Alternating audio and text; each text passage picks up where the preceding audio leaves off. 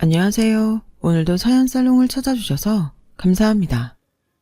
저는 지방에서 한의원을 하고 있는 40대 남성입니다.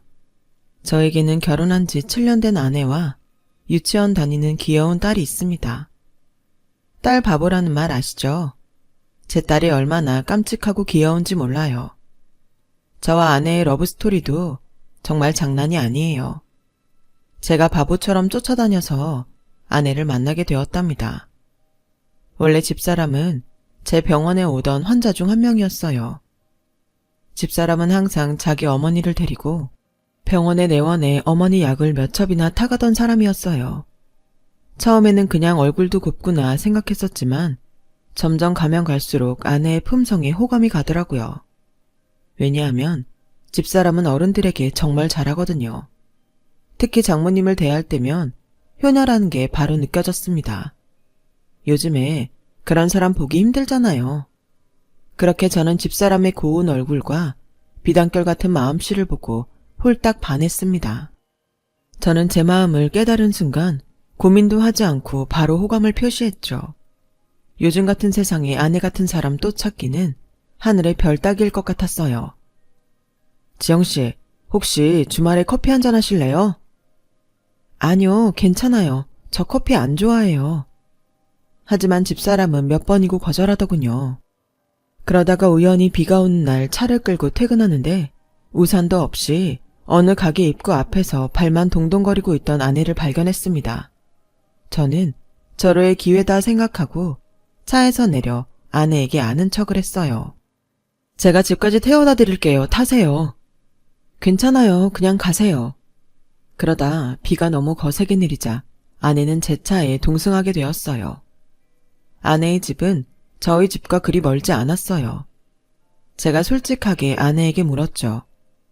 혹시 제가 너무 부담스러우신가요? 아니요. 그게 원장님이 문제가 아니고요. 자기는 연애할 생각도 없고 더군다나 결혼 생각은 더더욱 없다고 했습니다. 솔직히 이렇게 말하면 포기해야 하잖아요. 그런데 몇 마디 나누고 나니 아내에게 더 푹 빠져들고 말았어요. 저는 당연히 아내를 설득했고요. 미녀를 얻으려면 용기는 필수잖아요. 그렇게 12번 찍어서 겨우 제 아내와 연애를 시작하게 되었어요. 아내의 마음을 열기까지는 많은 노력이 필요했어요. 전 정말 최선을 다했죠.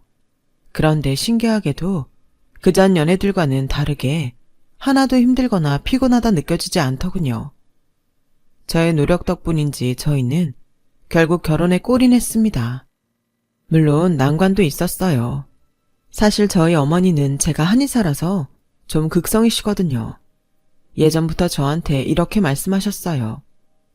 너는 아무리 못해도 사자 집안이랑 사돈을 맺어야 돼. 어릴 때부터 네가 얼마나 똑똑했는데 며느리는 꼭 우리 집안에 맞는 애를 데려와야 된다. 의사 만나서 팔자 고치려는 여자애들이 얼마나 많은 줄 아니? 어머니는 처음에 집사람을 보고 마음에 들지 않는다고 대놓고 티를 내셨어요. 집안의 격차가 너무 심하게 나는 것 같다고요. 이렇게만 듣는다면 저희 집이 떵떵거릴 만큼 막 부자일 것 같지만 딱히 그렇지도 않습니다. 그냥 먹고 살만한 정도일 뿐이죠. 큰형은 아버지에게 물려받은 작은 사업체를 운영 중이고 누나는 대학 출간 강사예요. 저는 대단하다고 생각하지도 않습니다. 그냥 저희 어머니가 좀 극성이신 거죠. 그래서 저희 아내에게 정말 미안하더군요. 저 하나만 믿고 결혼을 승낙해준 아내를 볼 면목이 없었습니다. 결혼해서도 어머니가 아내를 시집살이 시킬 게 뻔했어요.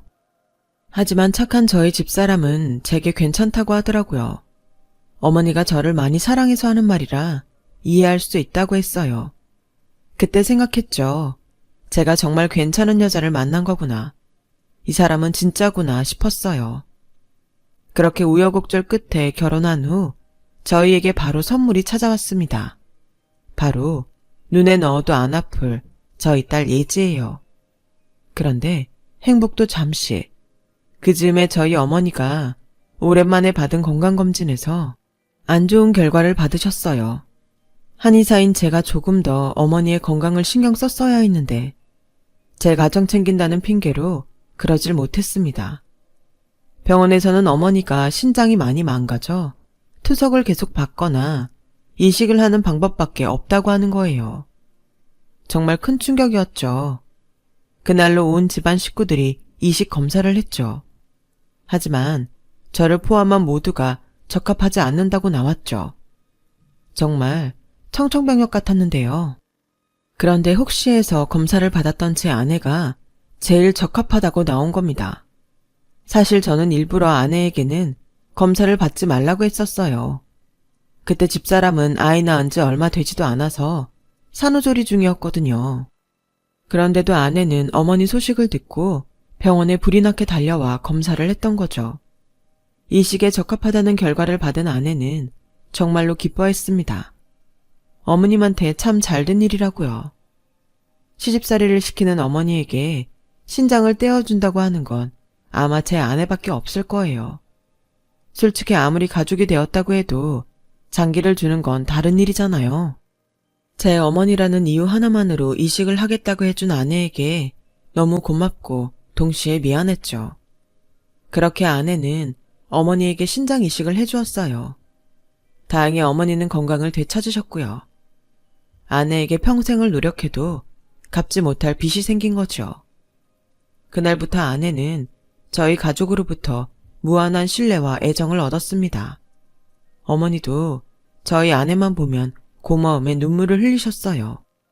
자식한테도 받지 못한 신장을 며느리한테 받은 거니까요. 그동안 모질게 말해서 미안하다고 사죄하셨죠. 하지만 신장 이식을 받고 얼마간 건강하셨던 어머니는 어느 날 주무시는 중에 하늘나라로 가셨습니다.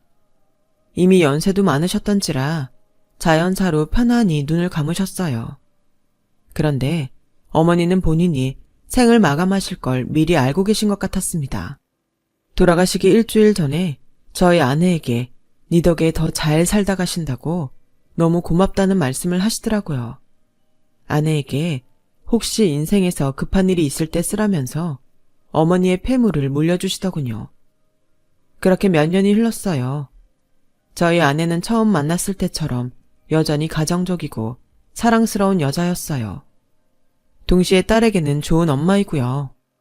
그런데 어느 날부터 아내가 밤마다 잠을 설치기 시작하는 거예요. 걱정이 되어서 아내에게 불면증이라도 생긴 거냐고 물어봤어요. 그런데 아내는 불면증은 아니라며 신경 쓰지 말라고 하더라고요. 그러지 말고 병원에 한번 들러. 당신 요새 몸도 좀 허약해진 것 같은데. 아니에요. 요즘에 입맛이 없어서 그런 거예요. 신경 쓰지 마요. 그런데 어쩌다 제가 자다 일어난 적이 있는데 아내가 누워있어야 할 옆자리가 비어 있었어요. 그 후에도 그런 일이 종종 있었던 것 같아요. 처음엔 저도 화장실이라도 갔나 생각하고 그냥 잠을 청했죠. 그런데 알고 보니 아내는 밤마다 자지 않고 서재로 가서 컴퓨터를 하고 있는 거예요. 저도 처음에는 대수롭지 않게 생각했어요. 잠이 오지 않아서 컴퓨터 게임이라도 하는 줄 알았죠. 하지만 컴퓨터에는 게임을 한 흔적이 없더라고요. 심지어 무슨 사이트에 들어갔는지 뭘 검색했는지 기록이라도 보려고 했었는데 흔적을 다 지운 건지 컴퓨터에 남아있는 게 하나도 없었어요. 아내가 제게 말 못할 고민이라도 생긴 건가 싶었죠. 그래서 전 이 고민을 제 친한 친구에게 털어놓았습니다. 그러자 친구가 푸하하 웃더군요. 야, 아무리 부부 사이라도 프라이버시는 있어야지. 뭘 그리 코치코치 알려고 그러냐? 재수 씨는 시모한테 신장까지 떼어준 천사인데 뭐 이상한 짓이라도 하겠어? 그래, 내가 좀 예민한 건가? 친구의 말을 듣고 보니 제가 너무 과하게 생각한 건가 싶었죠. 저 또한 아내에게 모든 걸 다 말하지는 않으니까요. 아내에게도 아내만의 고민이 있을 수 있겠다. 그렇게 생각했어요. 그리고 진짜 중요한 고민이라면 분명 남편인 저에게 말했을 테니까요. 그렇게 나쁜 쪽으로 생각하지 않으려고 노력했지만 저는 아내의 불륜이 의심되기 시작하더라고요. 우선 아내는 저와의 대화를 피했어요. 예전 같았으면 퇴근하고 돌아와 차라도 마시며 도란도란 이야기를 나누었지만 아내는 마치 죄 지은 사람처럼 집안일만 했거든요. 어쩌다 갑자기 아내는 자신의 핸드폰에 알람이 울릴 때면 화들짝 놀라며 휴대폰을 주머니에 넣었습니다. 한두 번이 아니었죠. 그때마다 전 아내의 행동에 대해 모른 척 할 뿐이었고요. 하지만 텔레비전에서 보았던 외도 않는 사람의 행동들이 생각났어요. 믿고 싶지 않았지만 몇 가지 행동이 아내의 최근 모습과 들어맞더군요. 그리고 솔직히 제 아내가 이제 나이는 좀 들었지만 밖에 나가면 여전히 미인이라는 소리를 듣습니다. 그때쯤 하필 아내의 바깥 출입이 잦아졌었어요. 생전 집안일과 저랑 딸밖에 모르는 사람이 밖으로 돌았거든요. 주말에도 친구와 모임이 있다는 핑계로 밤늦게 왔죠. 결국 저는 반신반의하는 마음으로 아내의 행적을 감시하기로 결심했어요. 한편으로는 제 어머니에게 신장 이식까지 해준 아내를 의심한다는 것 자체가 너무 미안하고 양심에 찔렸지만 이대로 저 혼자 끙끙 앓고 있을 수만도 없는 노릇이었어요. 저는 먼저 아내가 자주 입는 코트부터 뒤져봤는데 아무것도 나오지 않더군요. 그 다음에는 아내 가방을 뒤져야겠다는 생각이 들었습니다. 아내가 요리하는 틈을 타서 가방을 열어보았죠. 역시나 아무것도 나오지 않았어요. 그러다 며칠 후 저는 아내가 부쩍 화장대에서 시간을 많이 보낸다는 걸 깨달았어요. 보통 남자들은 여자 화장대를 쓸 일이 없으니까 그곳에 뭔가 있을 것 같다는 직감이 들었죠. 아니나 다를까 아내의 화장대의 제일 밑서랍 깊숙한 곳에서 사진 한 장을 발견할 수 있었어요. 그건 남자의 증명사진이었죠. 사진 속 남자는 되게 앳돼 보였고 끽해봐야 대학생일 것 같았어요. 마음속에 불화살이 생긴 것처럼 부글부글 끓더군요. 어떤 놈인지 모르지만 잡으면 죽여버리고 싶었어요. 분명 제 착한 아내를 구슬려 나쁜 짓을 하게 만든 남자 제비일 거라는 생각이에요. 그렇게 한동안 저는 아내의 일과를 눈여겨본 결과 매주 주말마다 아내가 어디론가 가는 걸 알게 되었어요. 딸아이까지 다른 데 맡겨두고요. 결정적으로 아내가 결혼 전부터 가지고 있던 통장에서 돈이 인출된 흔적과 어머니께서 물려주셨던 반지나 목걸이들도 없어진 것들이 있더군요. 이쯤 되니 반박할 여지도 없이 불륜이 확실하다 싶더군요. 그것도 한참이나 어린 제비랑 말이죠. 저는 비슷한 경험이 있는 친구에게 이 사실을 털어놓았는데요. 그 친구의 아내도 어린 제비한테 빠져서 몸과 마음을 물론 살던 집까지 싹싹 털렸습니다. 그런데 사람 사는 일이 참 웃긴 게 제 친구는 그런 일을 겪었는데도 이혼 안 하고 잘만 살고 있습니다. 살다 보니 그렇게 된대요. 자식도 있고 아무튼 그렇다고 하더군요. 사실 저도 아내가 불륜을 저질렀어도 이혼을 해야 할지는 잘 모르겠더라고요. 딸아이 생각과 동시에 돌아가신 어머니 생각까지 났거든요. 결국 저는 아내 모르게 아내의 내연남을 조용히 만나 해결하는 게 제일 낫다고 생각했죠. 조용히 아내와 헤어져 달라고 부탁할 생각이었어요. 물질적인 걸 요구하면 들어주고서라도요. 그러려면 그 남자에 대해 알아봐야 했죠. 결국 저는 집사람의 가방 속에 소형 녹음기를 설치하게 되었어요. 그러고는 아내가 내연남을 만나러 가는 주말을 기다렸어요. 속이 타들어가 아내와 같이 있기도 싫더군요. 제 아내는 아무것도 모른 채 저한테 무슨 안 좋은 일이 있냐고 상냥히 물었지만 전 퉁명스레 대답했고요. 여보, 안색이 왜 그렇게 어두워요? 병원 일이 많이 힘들어요. 먹고 사는 일이 다 그렇지 뭐. 들어가서 잘게. 그리고 그렇게 기다리던 주말이 왔어요. 저는 아내가 외출해서 돌아오고 잠에 들자마자 가방에 있던 녹음기에 녹음된 내용을 확인했습니다. 손이 덜덜 떨리고 심장이 터질 것 같았어요. 집을 나선 아내는 버스를 타고 꽤 멀리 가는 것 같았어요. 버스 안내음 소리가 들렸거든요. 그러다 사람이 좀 있는 시내에서 내리는 것 같더군요. 그리고는 어느 카페에 들어갔습니다. 종업원의 인사소리가 들렸어요. 그리곤 이내 오셨어요? 목소리를 들어보니 나이대가 사진 속 그 어린 남자가 맞는 것 같았어요. 남자는 제 아내에게 반갑게 인사하더군요. 둘은 내연남이 입고 온 과 점퍼 얘기를 했어요. 나이가 어릴 것 같다고 예상은 했지만 멀쩡히 대학 다니는 학생일 줄은 몰랐습니다. 녹음기의 내용을 들어보니 그들은 겉으로 연인 사이 티를 내지 않는 것 같았어요. 서로를 부르는 호칭도 없는 듯 했죠. 애정 표현은 아직 하지 않더군요. 하지만 나이 차이 많이 나는 불륜관계들은 밖에서 연인 티를 내지 않는다는 건 익히 들어 알고 있었습니다. 저는 충격에 녹음을 더 듣지 못하고 멈춘 후 집 밖을 뛰쳐나가 포장마차에서 깡소주를 연거푸 마셨어요. 원래 술을 잘 먹지 못하는 체질인데 무리하다 보니 주량을 넘기고 말았는데, 그리고 전 생전 처음으로 옆자리 사람들과 시비가 붙어 몸싸움을 벌이게 되었죠. 정신을 차려보니 경찰서더군요. 경찰이 제 보호자인 아내에게 연락을 했고 곧이어 아내가 경찰서에 왔어요. 아내는 술에 취한 절 무척 걱정했어요. 하지만 전 아내의 손길을 뿌리쳤죠. 그런데 저와 싸운 사람이 아내와 아는 사이가 아니겠어요? 정말 죄송합니다. 이이가 원래 술을 잘 마시는 사람이 아닌데 요즘 힘든 일이 있는 것 같아요.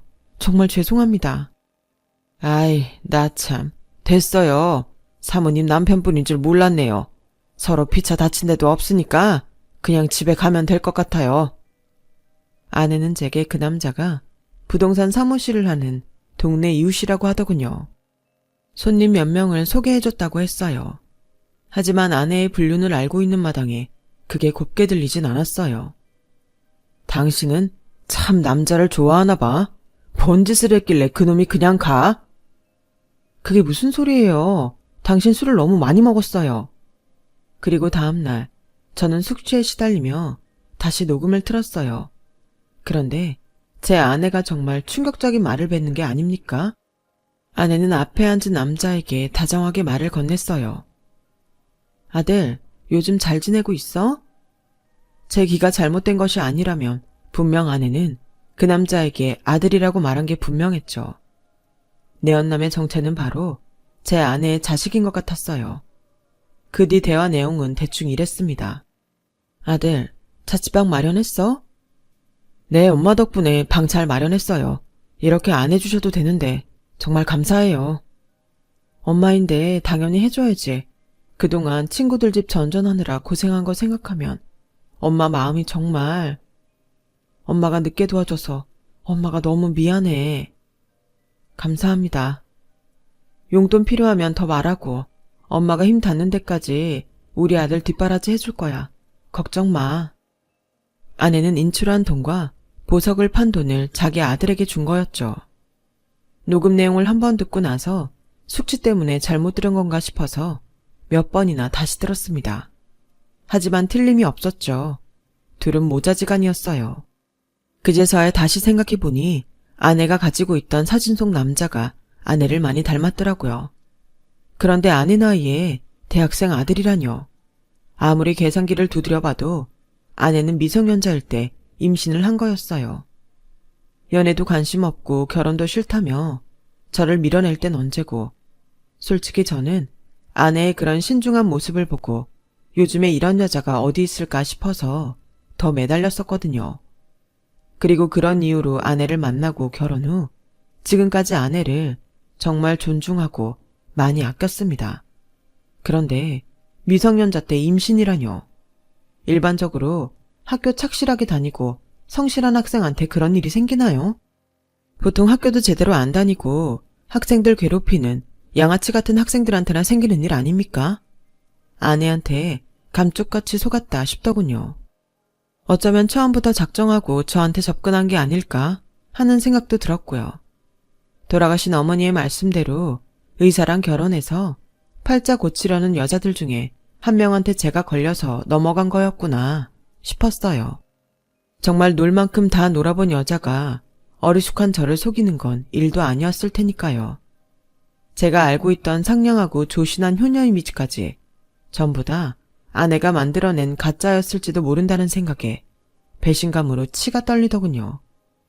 그리고 처녀 때 자기가 일해서 모아놓았던 돈도 있었지만 제가 뼈 빠지게 일해서 번 돈도 포함이 된 돈과 돌아가신 어머니가 주신 폐물판 돈으로 남의 아들 힘 닿는 데까지 뒷바라지 하겠다뇨.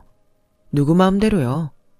그동안은 어머니도 살아계시니 들키면 뒷감당 못할 것 같아 조용히 살았던 것 같았습니다. 하지만 이제 어머니 돌아가시고 나니 이때다 싶어 조금씩 재산을 빼돌리려는 거겠죠.